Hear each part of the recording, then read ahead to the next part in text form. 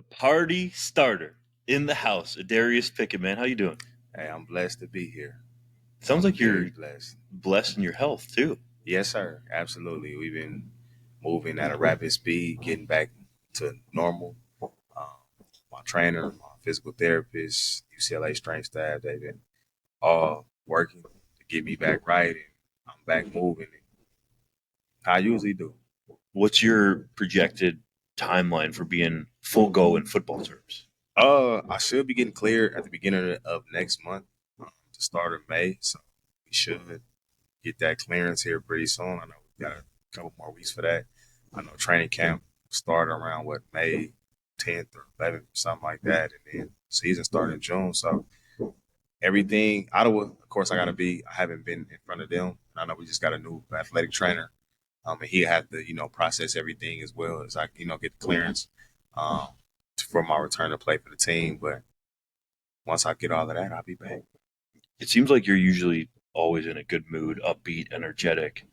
But was the rehab difficult at all?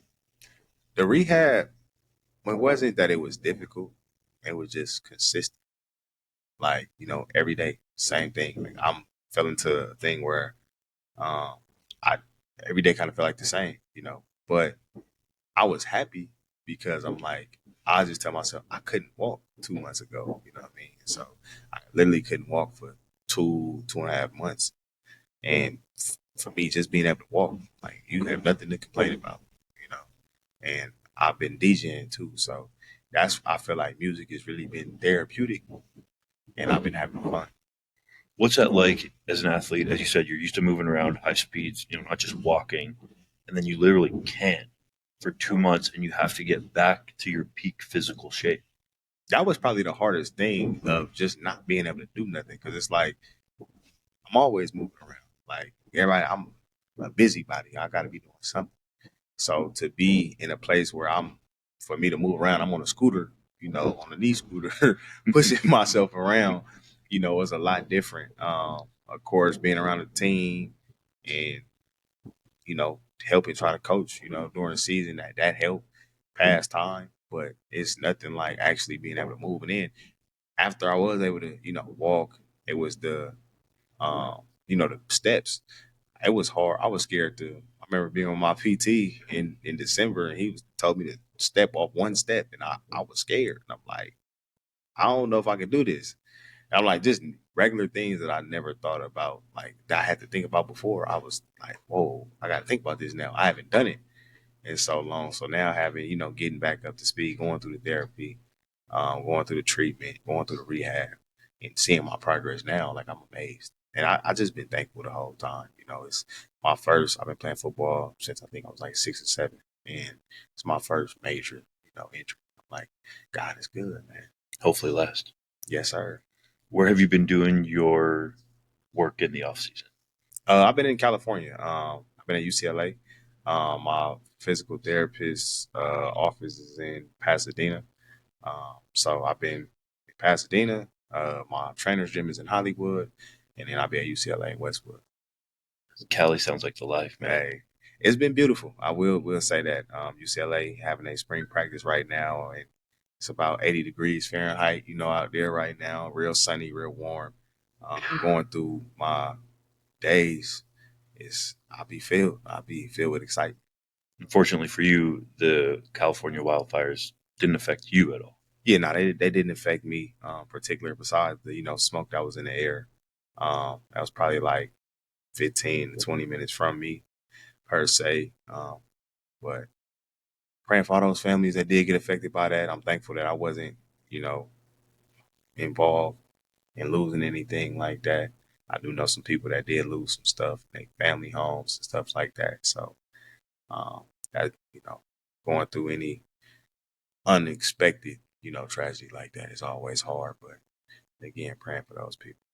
While you were in California, you were doing some recruiting during free agency, namely for Eugene Lewis, who you played with in Montreal. Did it take a lot of convincing from you to get him to sign with the Redblacks?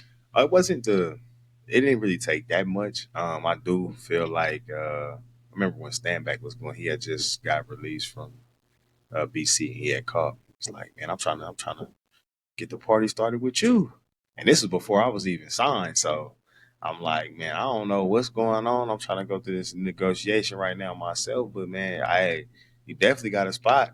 So I remember Stanback signed and I signed. And then talking to Gino, things wasn't going well in his, process with Edmonton at the time. I know was going through a whole, change, GM and all of that. So um, talking to him and just we talk about everything, So he was just talking about possibilities, and I'm like, man, do we got a shot? Hey, we'd love to have you. And then he had let me know that he was like, if they come, correct, hell yeah. So I got on the phone, hit Bert.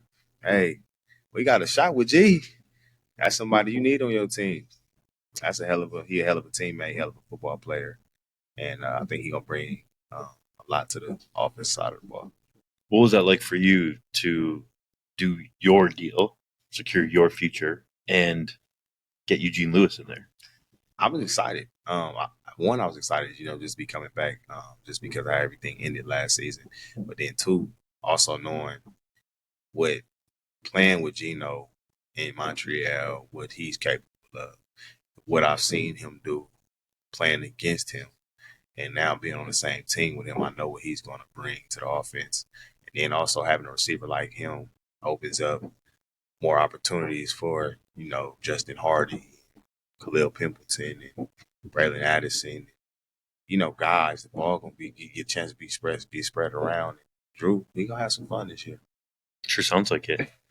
Would you call Geno Lewis a superstar, or what's your definition? My definition is of a superstar. I think he's a superstar. I think guys, people that are superstars, people can really you look at them and you see it, and you don't see it not only on your team but on how the fans interact with those people because they don't interact with everybody in the same light. Not saying they don't respect everybody, but you know who is who in the league.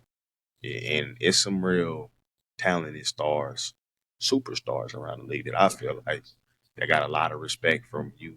We not from out here, a lot of I'm just saying an American, players. Hmm.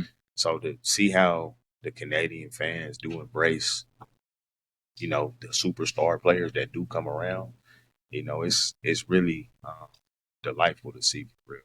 You're a guy that embraces the fans, right? You always have energy, Yeah. take time for them. So when you hear a comment like that there's no superstars in the CFL, does it bother you, or you just don't care about it? I mean, for me personally, people gonna talk regardless, right? I gotta live my life. I can't go off of how every single comment that's being made. I know what I am. I know what people see me as, and I keep being me.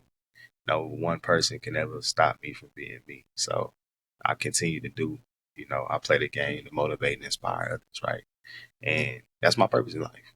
So when I see, I'm doing that for young boys and young girls, and see the joy and fulfillment on their faces, I don't care what anybody says. I know what I'm doing, right? And for them, it's like they see us like how we might look at the NFL, some of the NFL players when we was growing up, because this is the CFL is the NFL in Canada.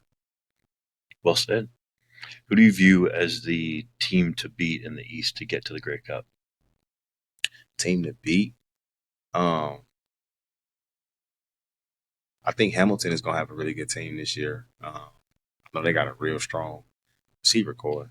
Looking at picking up Kenny Lawler, Tim White was already had a hell of a year last year. Shamar Bridges, he came on and did a hell of a job too. Um, Smith is good as one of the Canadian receivers. And then Bo Levi, man, he's a hell of a quarterback. We gotta put some respect on his name as well. Toronto is always going to be in the mix. I feel like just because um, they just won the championship, right? And then Montreal, we know what they gonna bring defensively wise. It's gonna be interesting to see Davis Alexander and see how he transitions into being a starting quarterback. I know that role is different than being a backup. So not saying he can't do it. Just it's gonna be interesting to see how he transitions into that role. When I was with him in 22, I said he has some real talent. I think he's able to spin the ball well. Now it's can he command his offense for 18 games. You know what I mean? Week in and week out through the ebbs and flows, the ups and downs of the season. But I think the East is, again, a strong division. I think the East is real strong. It's going to be interesting to see the West. I think Saskatchewan would be the team. I would say if I had to pick right now, that would probably go to the Grey Cup, just because experience and they coaching right now. They kind of kept somewhat the same team, most of the same team, and the success that they had last year. I think getting Trevor Harris back was big for them. I think they'll figure it out too, having what I feel like is going to be a two-headed monster with Rock and AJ at running back. They got some dynamic receivers over there as well. So What does Ottawa need to do to get to the Grey Cup? consistently stay consistent by doing all the small things. Small things would be. Communication, make sure you're on the same page, make sure everybody know their plays. Because what I seen when I wasn't playing was the lack of the communication, the lack of being on the same page, and the trust wasn't there. You know what I mean? So it's kind of like people's flow, and it's hard to play the game at an elite level when you got on everybody kind of on that flow kind of way. I think it'd be key for the leadership. Again, my presence would help some of that for sure. I think Gino, adding stand back, adding guys have been that are vocal. When it comes to being able to lead in that way, um, it's gonna help out tremendously too, and it's gonna bring some more swag to the offense as well. You have a new defensive coordinator in William Fields, who you spent time with in Toronto. What do you expect that he'll bring to the team? I think he's gonna bring uh, a style, a physical, of course, fast style of play for the defense.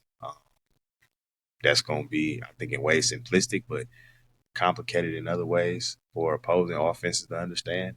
I think it's going to allow us to play fast, and his football mind is incredible. He's a really, really good coach, and that's my guy.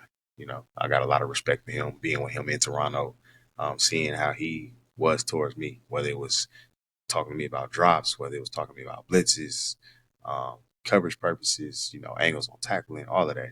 He's a attention to detail kind of coach. But I will say he's able to bring the best out of his players. Were you hoping that he was going to be the DC? Once I found out he was an option for sure. Like, for sure. My thing was either go get Coach Bell. Once they announced my Coach B. Miles wasn't going to be the DC no more, go get Coach Bell from Saskatchewan. And I didn't know what Fields' situation, but we didn't get Coach Bell. Go get Coach Fields at the next up. So I'm excited for him for this season. And could the defense be even better under him? I think so. I think we had shown capabilities of being elite, but we weren't consistent last year. I think that from this style of play, I think it's a lot more things that will be black and white for the players. And I think from that, um, you'll see even more of a bigger jump than we did last year. People in the nation's capital going to be excited to see you getting the party started. Oh, once again, I know they ready for it because I'm ready to get it started again. We had the party cracking last year, until I went down. So I'm ready to get it going again. It's always fun playing at home, playing in Ottawa. I believe our record was 7-1-1 last year. So at home, um, and I don't take that lightly. It's like let's try to go undefeated at the crib this year. Well said. Thanks for the time. Appreciate you.